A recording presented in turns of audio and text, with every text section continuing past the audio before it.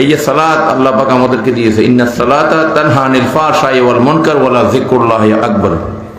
এই সালাত আল্লাহ রাব্বুল আলামিন আমাদেরকে দিয়েছে সমস্ত ফাহিশা থেকে মুক্ত থাকার জন্য। সুবহানাল্লাহ।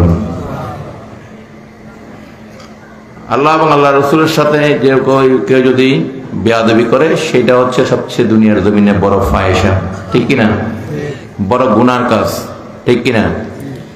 আমাদের ঈমানের জায়গায়, যেটার উপর আমাদের ঈমান নির্দিষ্ট, সেই জায়গায় কেউ যদি গোস্তাকি করে তাহলে তার ঈমান থাকবে?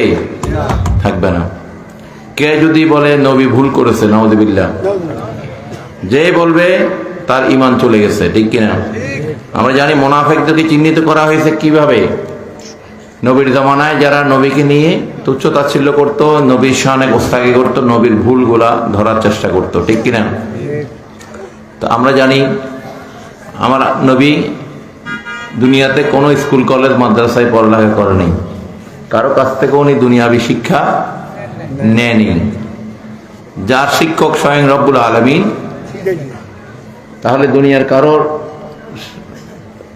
কাছ থেকে শিক্ষার দরকার আছে ওনার? হ্যাঁ, আল্লাহ যাকে শিক্ষা দিয়েছে সেখানে দুনিয়ার কারো কাছে শিক্ষার দরকার তার নাই, ঠিক কিনা? তো সুতরাং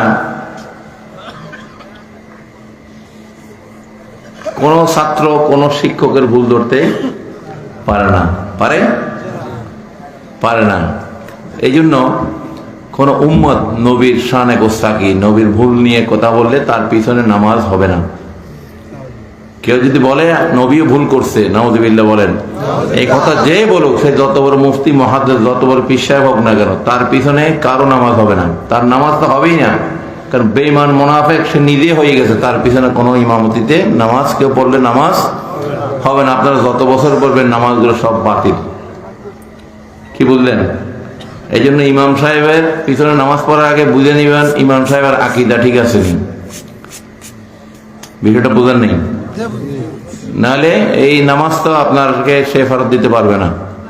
পারবে?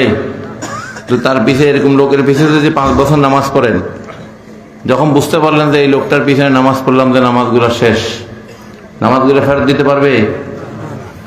আপনার জীবনের সময়গুলো আবার আনিয়ে দিতে পারবে? ওয়াক্তগুলো এনে দিতে পারবে?